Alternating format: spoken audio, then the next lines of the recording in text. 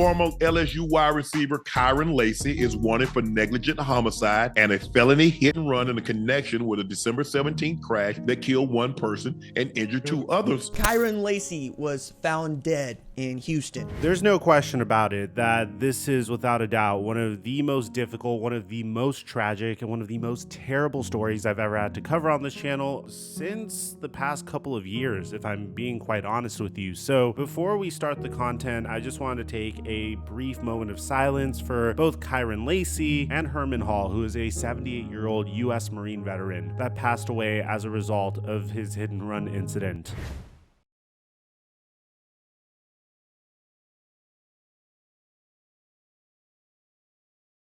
I also wanted to issue a trigger warning for anyone that could be distressed by the contents of this video. An individual taking his own life or ending the life of another could be distressing for you. This is your opportunity to click off of the video. Kyren Lacy was born in Thibodaux, Louisiana, and he always dreamed of playing for the LSU Tigers, so much so that despite being a 3-star recruit in the 2020 recruiting class, he rejected offers from Louisiana Monroe, Louisiana Tech, Miami, and Virginia, alongside Houston, opting to play for Louisiana Lafayette before transferring to his dream school of LSU in 2022, hoping to follow in the path of other future star wide receivers, as LSU had a reputation at this point, successfully creating star wide receivers like Justin Jefferson, Jamar Chase, Malik Neighbors, and Brian Thomas Jr. And the beauty of this was, in 2022, Kyren Lacy had the opportunity to watch two of these star wide receivers play the game of football, being listed as wide receiver 3 behind Malik Neighbors and Brian Thomas Jr. Kyren Lacy still was able to prove that he was a very talented wide receiver. With Jaden Daniels under center, Kyren Lacy was able to gain 558 receiving yards, 7 touchdowns, and 30 receptions in 13 games played for LSU, before entering a year that could make or break his career and his life. In 2024, Kyren Lacy was officially the #1 wide receiver on the LSU Tigers, and he was in a pretty sweet situation, as his quarterback Garrett Nussmeier was consistently in talks to potentially be drafted in the first round of a future NFL draft, and his #1 target was going to be none other than Kyren Lacy. And in this 1 year, Kyren Lacy put together his best collegiate football season to date, playing in 12 games, getting 58 receptions, 866 receiving yards, and 9 touchdowns. Unfortunately, the LSU Tigers didn't get that much team success, but they would do enough to win their bowl game against Baylor. Since Kyren Lacy was in his 5th year of collegiate football at this point, he had no choice but to declare for the 2025 NFL draft. But he was in good position. Scouts praised Kyren Lacy for his release package, where he was able to easily defeat press coverage with his footwork and his hand fighting techniques, creating immediate separation. They praised his ability as a route runner, showing that he was savvy in stem work and break points across the route tree, manipulating defenders with head fakes and body lean. NFLDraftBuzz.com also praised his ball tracking ability, where he was able to locate and adjust to deep balls with fluid body control, which maximized his catch radius on downfield targets, his abilities in intermediate routes in the red zone, and how he could play in multiple schemes. In addition to his big play ability after making receptions, he was a huge threat after making the catch. The only issues that Kyren Lacy had was his speed, his abilities versus zone coverage, the fact that defensive backs were able to undercut him from time to time, and unlike Malik Neighbors, Jamar Chase, Brian Thomas, and Justin Jefferson, Lacy didn't really have a very dominant season. Still, despite all of this, Kyren Lacy's potential was enough to have him drafted on the 2nd day of the NFL draft, meaning you could go anywhere from a 2nd round pick to a 3rd round pick, which guaranteed him a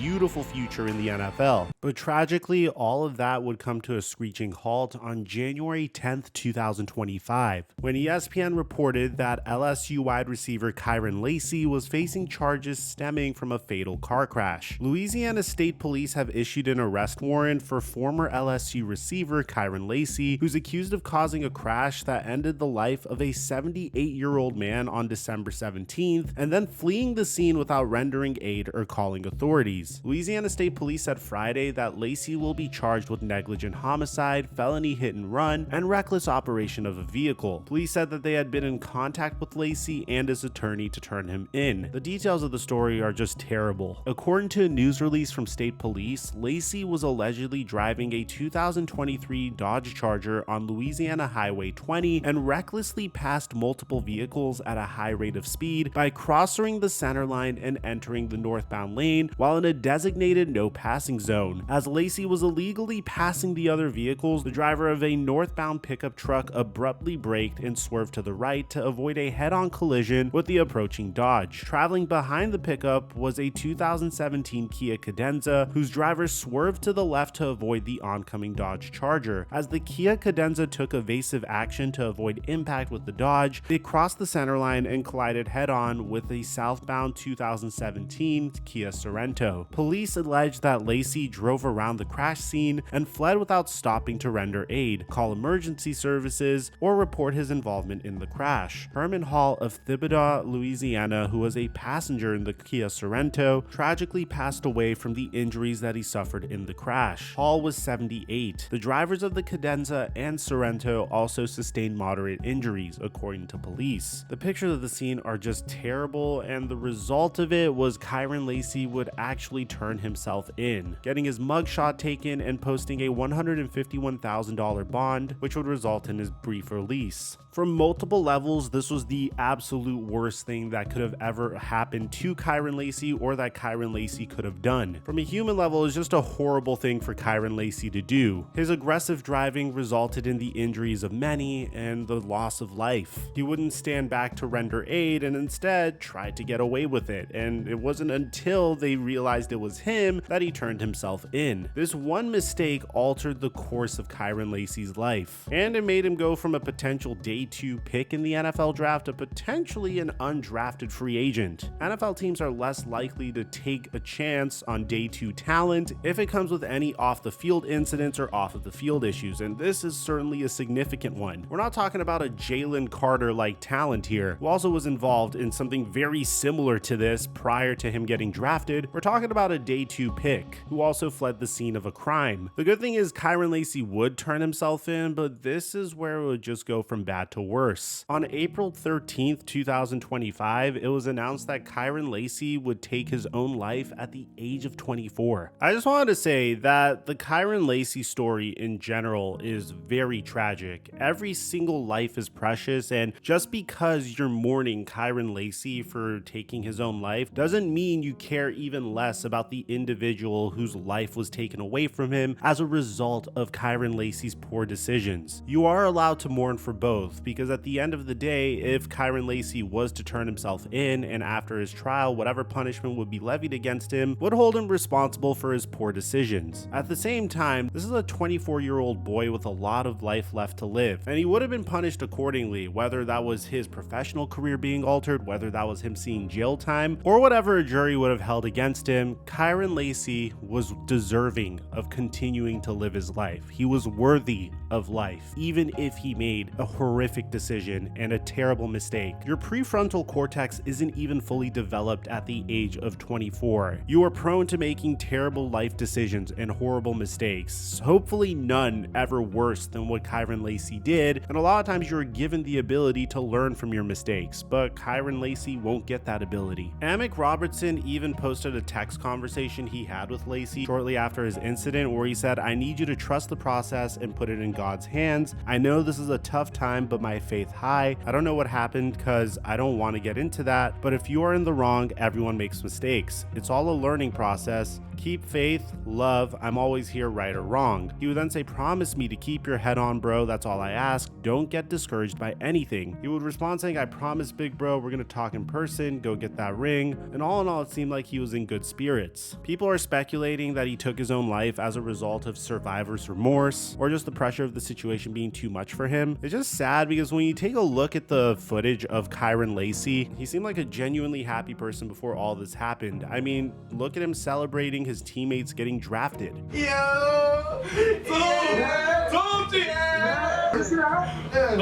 two, you gotta hit that. Yeah. I'm proud of y'all boys, bro. You next, though. Keep thanking you, love you, brother. Love you too. If you are struggling with depression or you have thoughts of taking your own life, please speak to somebody. I hope my comment section could be one of empathy, could be one of love for both families involved. Once again, just because you're mourning the passing of Kyren Lacy doesn't mean that you aren't mourning the pass of Herman Hall. Both families deserve love, both families deserve peace, and both families never deserve to have any of this happen to them to begin with. It's a tragic story all around. I wish nothing but peace for the families of Herman Hall and Kyren Lacy. Please try to be loving and respectful in the comment section down below. Aside from that, I'm your boy Mike, and I'm dropping our mic until our next upload.